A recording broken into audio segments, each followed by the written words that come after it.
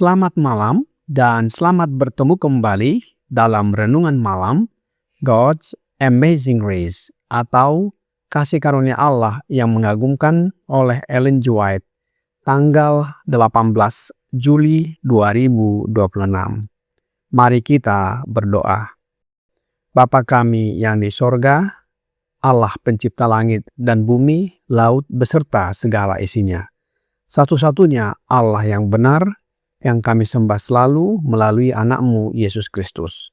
Kami bersyukur dan berterima kasih oleh sebab penyertaan dan perlindungan Bapa sepanjang hari Sabat dalam seluruh perbaktian dan penata layanan kami.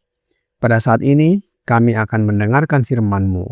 Mohon karuniakan Roh Yesus Kristus dalam hati kami, sehingga kami dapat mengerti dan menghidupkan firman yang kami pelajari dan dengarkan.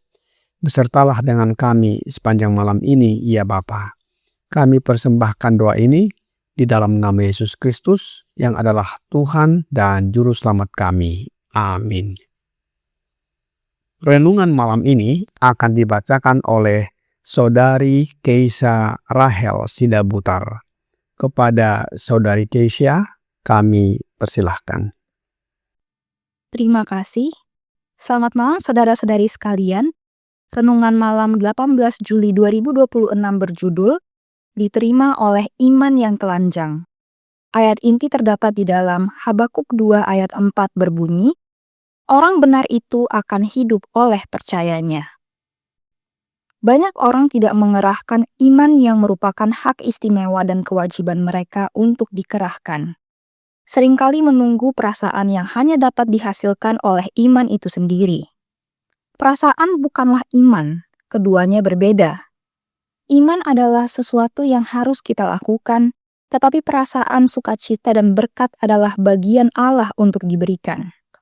Kasih karunia Allah datang kepada kita melalui saluran iman yang hidup, dan iman itulah yang berada dalam kuasa kita untuk kita kerahkan.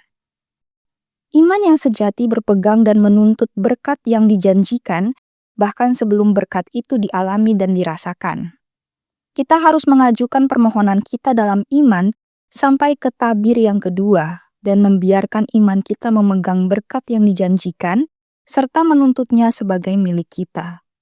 Kemudian kita harus percaya bahwa kita telah menerima berkat itu karena iman kita telah memegangnya dan sesuai firman, itu adalah milik kita.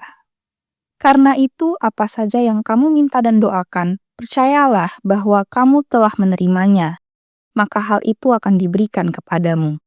Markus 11 ayat 24. Inilah iman yang telanjang, yaitu percaya bahwa kita menerima berkat itu bahkan sebelum kita merasakannya. Tetapi banyak orang beranggapan bahwa mereka tidak dapat memiliki iman kecuali mereka merasakan kuasa roh. Mereka mencampur adukan iman dengan berkat yang datang melalui iman. Waktu yang tepat untuk menggunakan iman adalah ketika kita merasa kosong dari roh. Saat awan gelap tampak menggantung di pikiran, itulah saatnya membiarkan iman yang hidup menembus kegelapan dan mengusir awan itu. Iman yang sejati bersandar pada janji-janji dalam firman Allah, dan hanya mereka yang menuruti firman itu yang dapat mengklaim janji-janjinya yang mulia. Adakah yang akan menghina Allah dengan membayangkan bahwa Ia tidak akan menjawab permohonan anak-anaknya?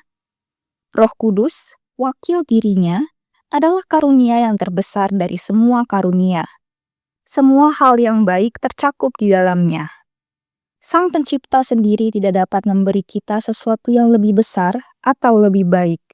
Ketika kita memohon kepada Tuhan agar mengasihani kita dalam kesusahan kita dan membimbing kita oleh Roh Kudus-Nya, Ia tidak akan pernah menolak doa kita.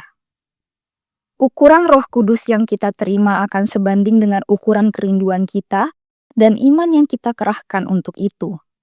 Kita dapat yakin bahwa kita akan menerima Roh Kudus jika kita secara pribadi mencoba menguji firman Allah. Demikianlah renungan malam kita pada hari ini. Terima kasih, Tuhan Yesus memberkati.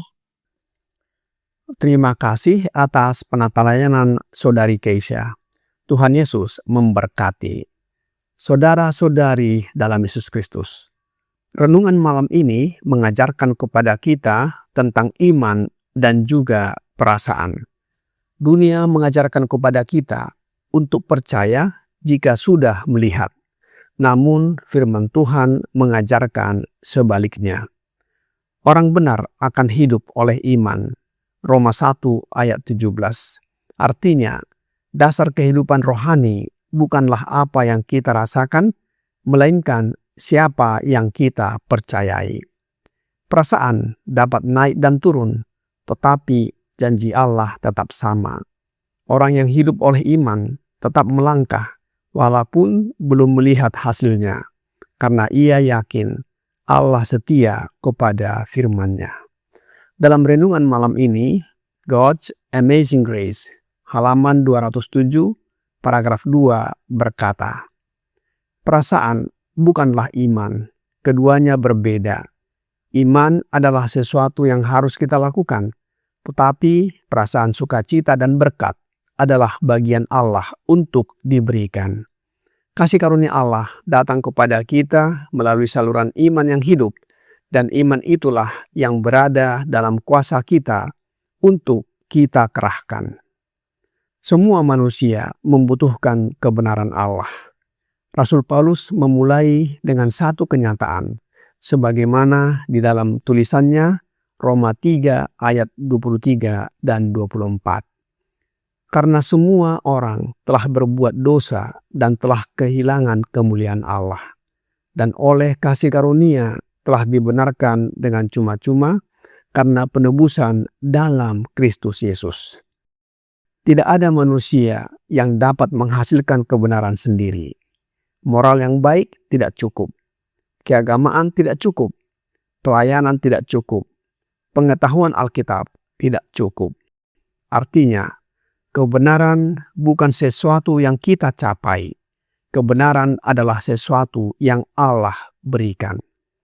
Kebenaran diterima oleh iman dalam Yesus Kristus. Roma 3 ayat 22. Perhatikan, Paulus tidak berkata, kebenaran Allah karena perasaan. Ia berkata, kebenaran Allah karena iman. Rasul Paulus juga berkata di dalam Efesus 2 ayat 8, sebab karena kasih karunia kamu diselamatkan oleh iman. Keselamatan adalah hadiah. Iman bukanlah pembayaran. Iman hanyalah tangan yang menerima pemberian Allah.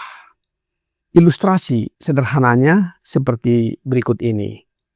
Jika seseorang memberikan hadiah kepada kita, kita tidak membayarnya, kita hanya menerimanya.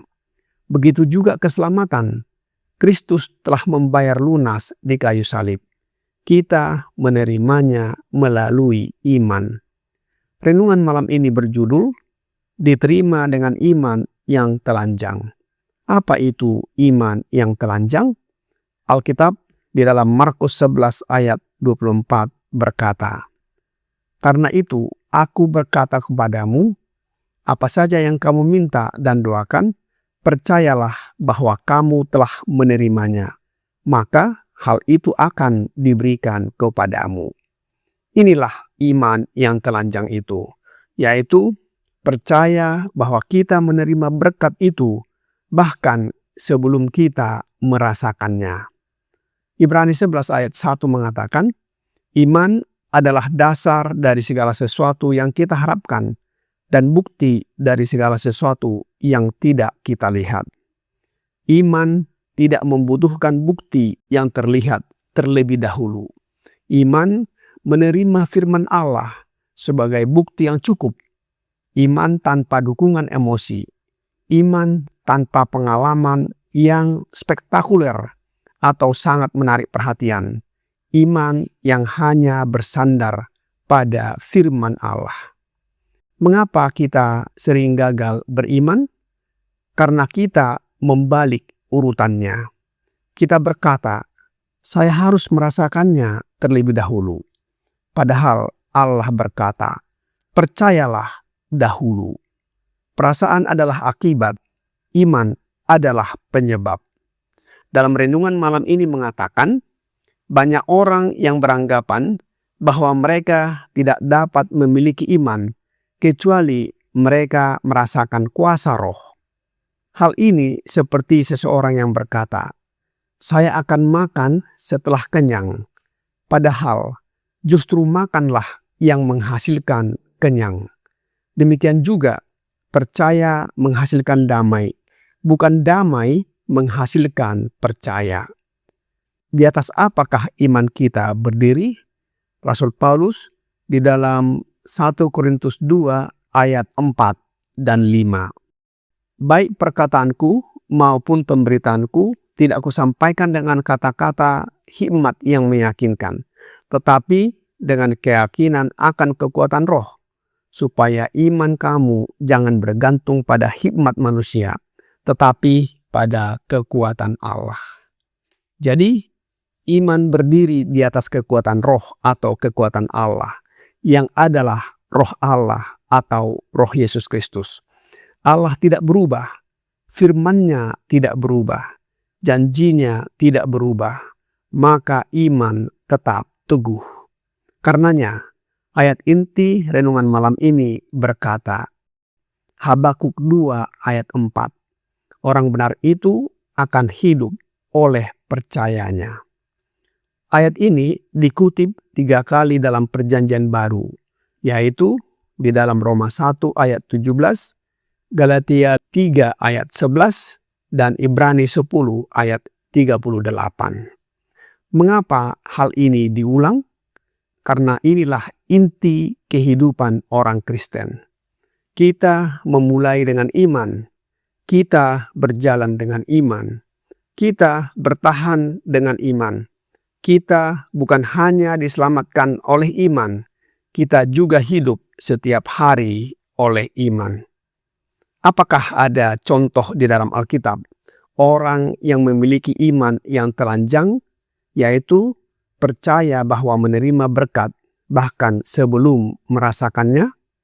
Tentu ada, yaitu Abraham. Abraham tidak bimbang terhadap janji Allah.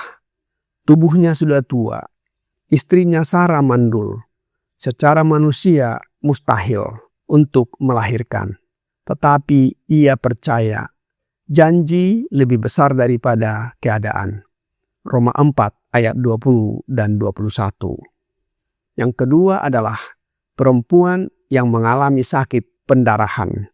Di dalam Markus 5 ayat 21 sampai 34. Ia belum sembuh, tetapi ia percaya.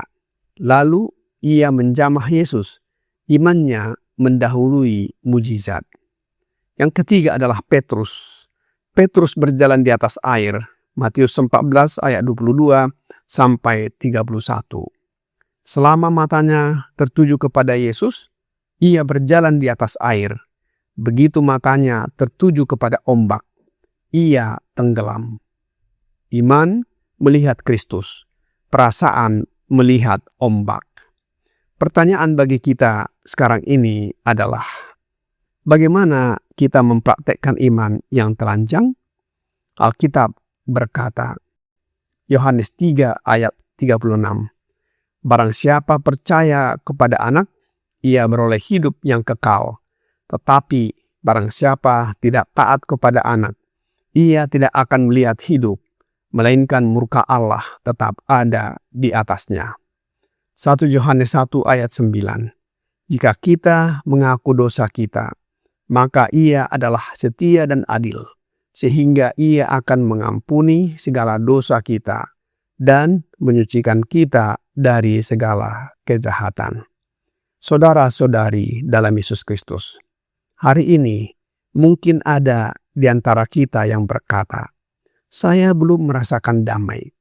Saya belum merasakan Tuhan Yesus dekat. Saya masih bergumul.